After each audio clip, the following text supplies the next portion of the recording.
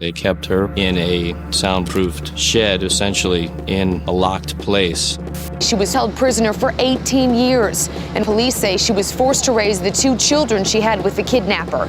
She really could do nothing about it. That had to be just absolutely horrible. The girl you just heard about is 11-year-old Jaycee Lee Dugard. On June 10th, 1991, Jaycee was kidnapped in front of her house. 911? This is 911. On Pioneer Boulevard, a wash zone.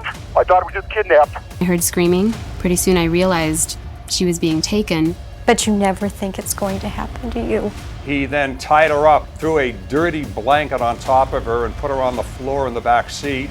The searches, the efforts, the community mobilization, but we couldn't find Jaycee Dugard.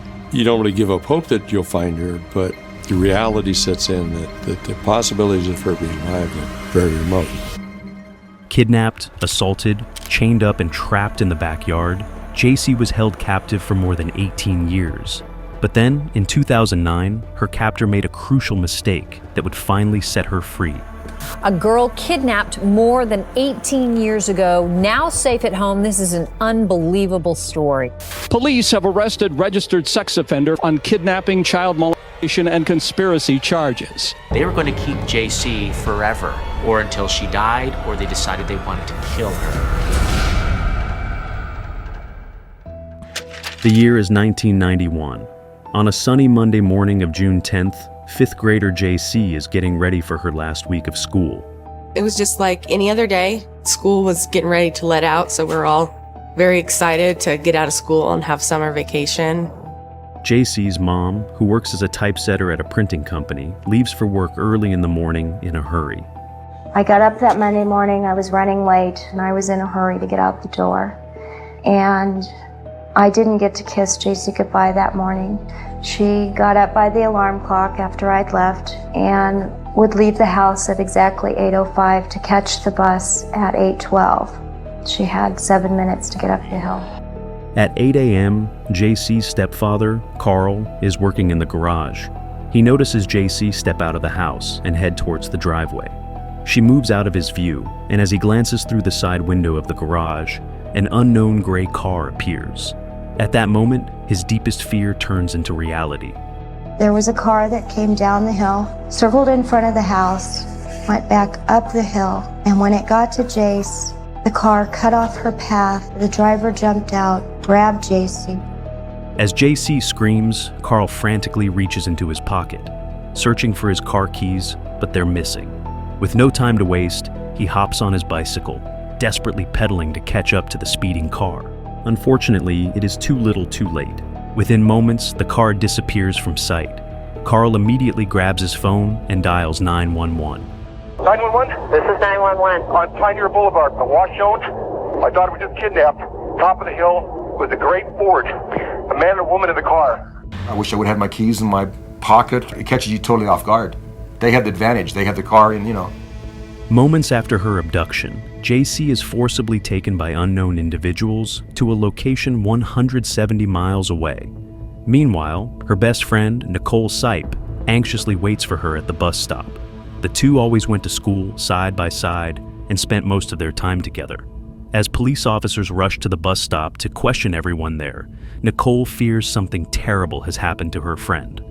We were so young at the time that we didn't quite know what was going on. Until the police showed up at the bus stop and got on the bus and started asking us questions. And at that time, we started to get a little nervous and scared because when a police officer comes on the bus when you're 11 years old, you know something's major going on. An hour after the kidnapping, officers are scouring the entire region. They are looking for the gray Ford or anyone who may have spotted the vehicle. Neighbors were called upon to see if there were other witnesses. There weren't any. Descriptions of the car and the female passenger were distributed throughout the community. We alerted all the local agencies, letting them know that there had been an abduction and giving out the limited description that we had at the time. In any situation like this, you have to clear the inner circle first. That's just what you have to do. Being the last person that saw Jaycee, her stepfather is considered a person of interest in the investigation. Authorities question him multiple times, and he undergoes several polygraph tests, all of which he passes successfully. In the meantime, Jaycee's mother is devastated by the shocking news. Jaycee, if you're out there and if you hear me, you know I love you and I want you to come home soon. Please don't hurt her. She's a good girl. She'll do anything you ask her. Just don't hurt her and bring her back home to me safe. Massive groups of volunteers scour the region, determined to find answers. In just a few days, tens of thousands of posters and flyers blanket the state, plastered on every corner. Teams of FBI agents and local police join forces, going door to door through every neighborhood. Soon enough, the story of the kidnapping spreads across the nation, capturing headlines everywhere. Please look very, very closely at this picture of Jaycee Dugard. If you have any information or think you saw something or saw her somewhere, please don't hesitate. Don't wait. Make the call. It gave everybody the impression that nobody was safe. No kids went to the bus or to school on their own anymore. Parents didn't let their kids, for a long period of time, go to the park alone. It just totally turned that community upside down. I never locked my doors. I let my kids go outside and play in the backyard, never thinking that something would happen to them. And after that happened, we were all, just watching our children everywhere they went. It changed our community to one that had a lot of fear. In the days that follow, the police are flooded with thousands of tips and phone calls as they work tirelessly to find Jaycee. Investigators believe they are dealing with either a dangerous predator or a ransom situation. For months, they chase every clue, interview countless individuals, yet they make no progress in bringing Jaycee home. It was as if she dropped off the earth. She disappeared. The searches, the efforts, the community mobilization was terrific, but we couldn't find Jaycee Dugard. I don't know what they're doing to her, but we're being tortured every day not knowing what's happening to her. We are living our worst nightmare. Unfortunately, it's gone on for too long. 6 months have passed since Jaycee was taken, but her mother refuses to give up hope. She keeps fighting every day, doing all she can to bring Jaycee home. But as every day goes by, the odds of finding her grow slimmer. They're still supporting us, helping us keep this thing alive. And everybody wants Jaycee back, just as bad as I do. At some point in time, you don't really give up hope that you'll find her, but the reality sets in that the possibilities of her being alive are very remote. Even though the odds seem small, the people of South Lake Tahoe hold on to the belief that Jaycee could still be out there. They gather annually, united in their determination to spread awareness and honor her memory. Despite the lack of encouraging information, this small mountain community hasn't given up. Every week, dozens of volunteers gather to mail posters of Jaycee across the country.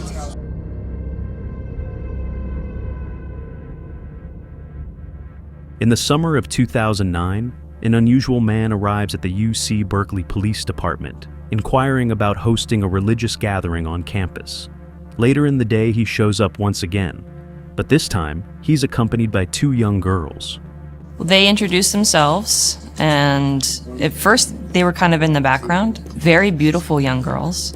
He said that these are my 2 daughters, and he introduced them by name, and they smiled up at him. The young girls seem a bit distant. The officer senses that something isn't quite right, though there's no clear reason to hold the man. Still, she chooses to check the man's police history. The man is Philip Garrido, someone already familiar to the authorities due to his past involvement in kidnapping and sexual assault, currently out on parole. After this checkup, Garrido's parole officer asks him to come in for a meeting. Garrido arrives with his whole family, including a young woman that he introduces as Alyssa. Each of them is taken aside and interrogated separately. The parole officer was trying to determine who all these people were, and he was kind of hitting roadblocks. They were giving him names that didn't make sense. They didn't match any records that were anywhere. Philip Garrido was saying that the children belonged to his brother, who lived in a nearby town, but he didn't know how to contact that brother. They continued to question them as they questioned this girl named Alyssa. She changed her story a couple of times, but the story never matched what Mr. Garrido had said. The officers keep pressing for answers, feeling that something is seriously off in this situation. After hours of intense questioning, Philip Garrido finally reveals the truth. At that point is when he confessed that he had abducted this girl, many years ago, and had raped her, and that's how the two children came to be. Police officers went back to Alyssa and said, "This is what Mr. Garrido just told us. Is this story true?" When I went back into the room, I told her that Philip admitted kidnapping her and raping her. And then that was her turn to take a step back and in disbelief, and she said, "He actually said that?" And so then came the confirmation that Philip indeed kidnapped her and raped her.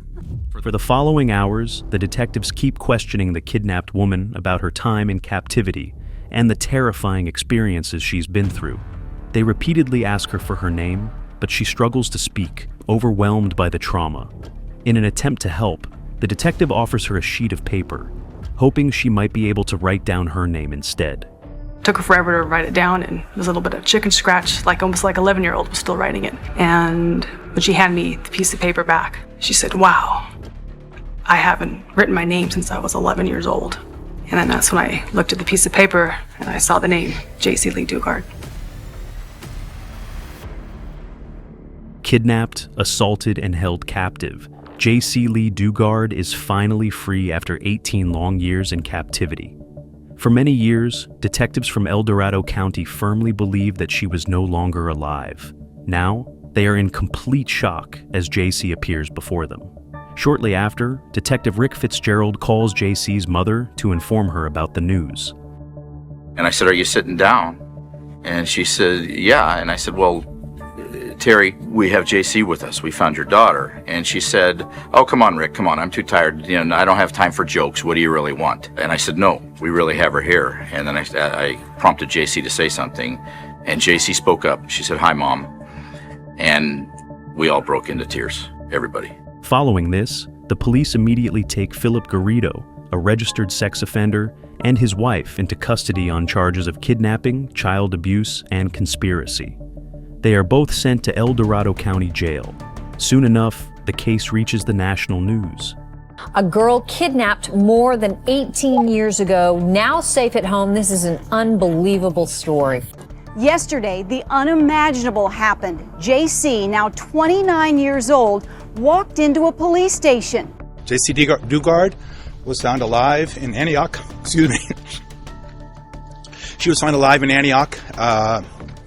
The search of the residence revealed a hidden backyard within a backyard. The hidden backyard had sheds, tents, and outbuildings where Jaycee and the girls spent most of their lives.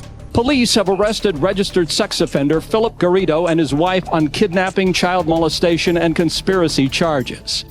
As the Garridos face their upcoming trial, 29-year-old Jaycee decides to share her story in an interview.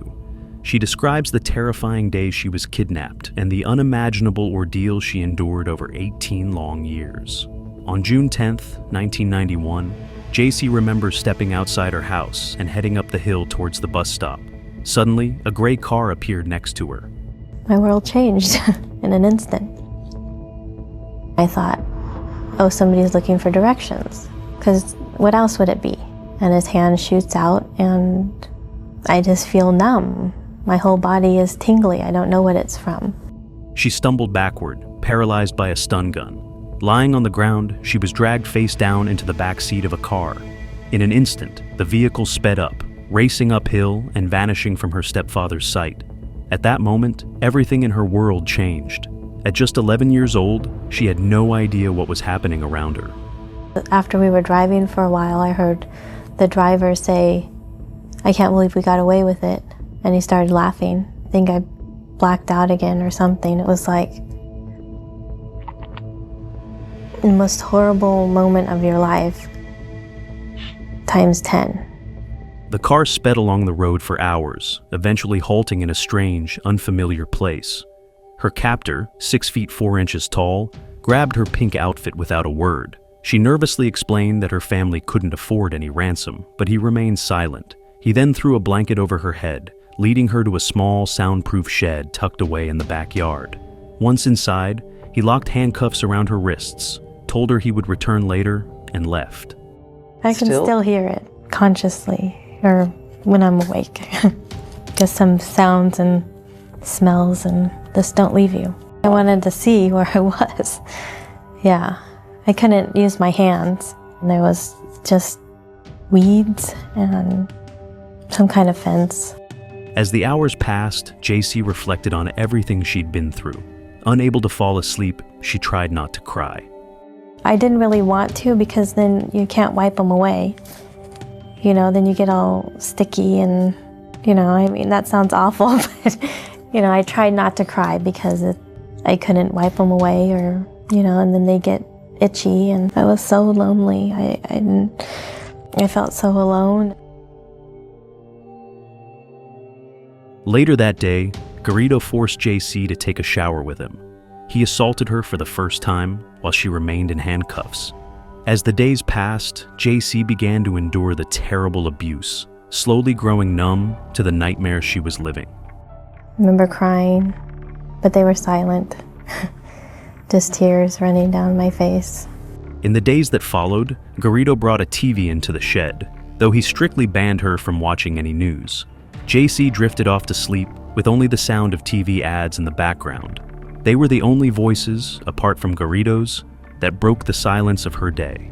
Garrido claimed that angels had allowed him to kidnap her, insisting she had a purpose in curing his disturbing desires. He frequently took drugs, which sent him into obsessive runs, where he fixated on a single thought or task. Well, they were very long. Usually started out with, you know, he would dress me up for hours because he was taking methamphetamines and speed. He called it speed. He would get focused on one thing for long periods of time. Once he was done, Garrido broke down into tears and started begging her for forgiveness. That's the confusing part. Beg your forgiveness. Tell me what an awful man he was. You know, and here I am trying to, feeling, you know, hurting, because it hurt, you know, wanting it to stop. There was not a day that I didn't cry. I felt like there would never ever be a day that I wouldn't cry again. And then after a while, I told myself I can't cry anymore. After a couple of months, Garrido transferred her to a bigger soundproof room. She was still in handcuffs. During all that time, her family did everything to find her, but without results.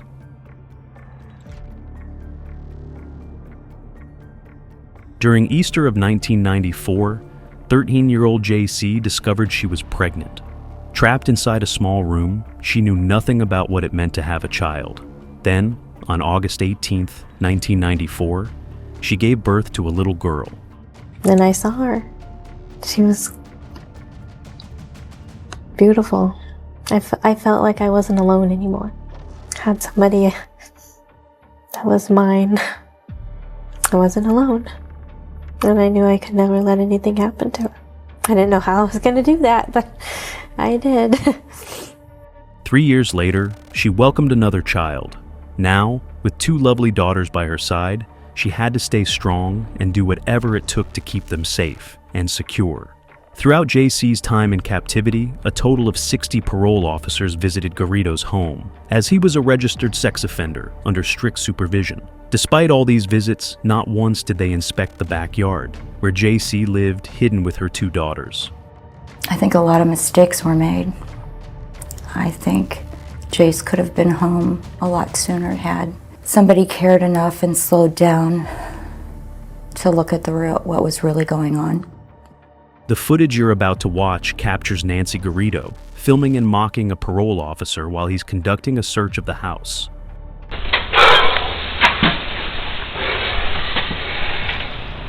Okay, take me around this. Okay, in this room here? Sure. We've been sleeping in there. Okay, why is this door blocked? Because this is a shower thing. we'll have that. She's Okay, can you move that out and open the door? she's convalescing, and so we use this bathroom and. All right. That's where we sleep. You want to turn the light on? Sure.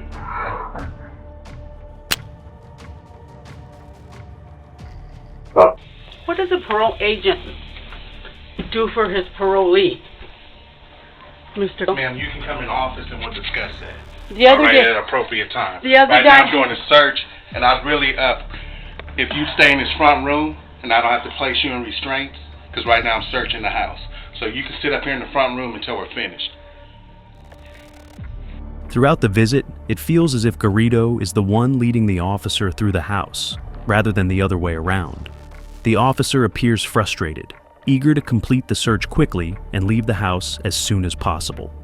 Understand, I'm doing everything I'm supposed to do. I know it.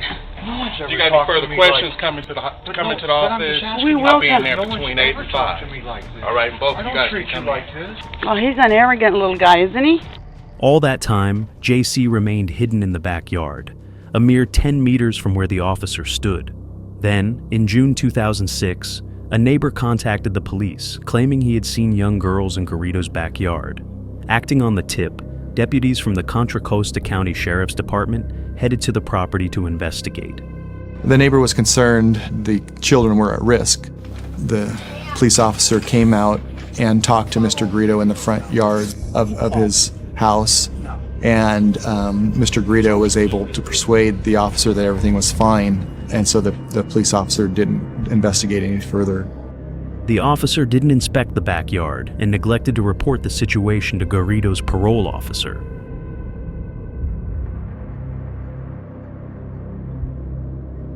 In 2009, Jaycee Lee Dugard has been gone for 18 years. Taken when she was just 11, she is now 29, with 2 daughters aged 15 and 11. Living under the name Alyssa, she assists her suspected kidnapper, Philip Garrido, in running his home-based printing business. Little does Jaycee realize, she will soon be free after 18 long years. On August 26, 2009, Philip Garrido is called in to meet his parole officer. He arrives with his wife Nancy, Jaycee, a woman he refers to as Alyssa, and their 2 young daughters. Eventually, after several hours of intense questioning, Garrido admits to abducting Alyssa 18 years earlier. At that point, Alyssa is asked to reveal her true identity by writing down her real name. My name. And it was like a piece of me came back. And they're like, you can see your mom. And I'm like, I can see my mom? It was like a question to them, you know? I can? After being reunited with her family, Jaycee discovers that she isn't Garrido's only victim. On November 23, 1976, he approached a 25-year-old woman named Katie Calloway, pretending to need a ride to his house. As they drove for a while, the two eventually reached a deserted area. It was there that Garrido revealed his true nature. He slammed my head into the steering wheel. I just said, stop, what are you doing? Wait! He's now completely overpowering me. And he said, cooperate, you won't get hurt. Garrido placed handcuffs on Katie, turned the car around, and began driving towards his private property. After a while, they reached a storage facility. In those tense moments, Katie wasn't sure if she would survive. And of course, at this point, your mind goes to, am I going to see God soon? You know, I was terrified. I was shaking so bad. I did think I was going to die. After dragging Katie into the storage room, he demanded she undress. Once inside, he began to assault her. Fortunately, an officer arrived after noticing the broken lock on the door. As Garrido returned in to retrieve a receipt to prove ownership of the storage, he warned Katie to stay silent. And I sat there for, I don't know, maybe 10 seconds. And I thought, I have to try. And I ran out completely naked. And they both stood there and looked at me like, what the hell's this? Garrido was saying, this is my girlfriend. We're in there having a party. And I said, no, he's not. Keep him away from me. And I'm freezing. It's November. It's in Reno. It's 3 o'clock in the morning. And I'm naked. The officer promptly requested backup, and once the support arrived, Garrido was arrested and taken into custody. He was charged with kidnapping and suspected of sexual assault. Following this, he was sentenced to 50 years and sent to Leavenworth Penitentiary in Kansas. After serving just 11 years in prison, Garrido persuaded the judge that he had reformed. On January 22, 1988, he was released on parole. Little did everyone realize, he was about to continue what he once started. He's a psychopath. which is a person who is callous, detached, has no regard for rules or laws, essentially a bad human being. 21 years later, in 2009, Garrido steps into the courtroom. Garrido's lawyer takes one of their initial steps by trying to reach out to Jaycee Dugard on their client's behalf. His lawyer was saying, look, they were a family. They need to deal with family stuff together. She had put in a lot of statements about how they would go on trips together. They'd, go to the library together. They had essentially, for better or worse, become a family. And so there are these things that we need to take care of. After this, the DA's office reveals portions of Jaycee's journal from a few years before. In those pages, she expresses a deep desire for freedom, but is too afraid to confront Garrido due to his aggressive behavior. Prosecutors use this to argue before the judge that Jaycee was not living as part of a family, but rather as a prisoner. With this compelling evidence, the judge rejects Garrido's appeal. While the trial takes place, Garrido's secret tapes are revealed to the public. These tapes show him stalking around a park, recording young girls as they play.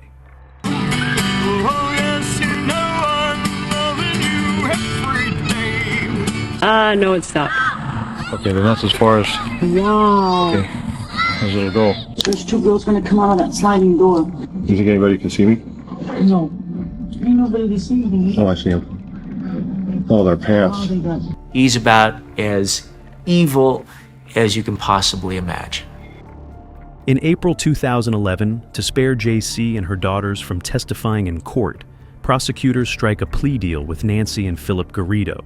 Nancy, in return for admitting guilt to kidnapping and 1 count of rape, is sentenced to 36 years to life. Philip Garrido receives 431 years behind bars for kidnapping, sexual assault, and a series of other crimes. He currently is locked in the Corcoran State Prison in the Protective Housing Unit. Almost a year after being freed, Jaycee receives $20 million to settle her case against the state's Department of Corrections. This settlement serves as compensation for the state's failed supervision of Philip Garrido. At last, Jaycee and her mom send a message to Garrido. Can't steal anything else. Can't steal our love for each other. No. Couldn't take that away. I hate that he took her life away. And that makes me sad. I'm sorry, baby. I hate that. He stole her from me. He ripped out a piece of my heart. But he didn't get all of me. No.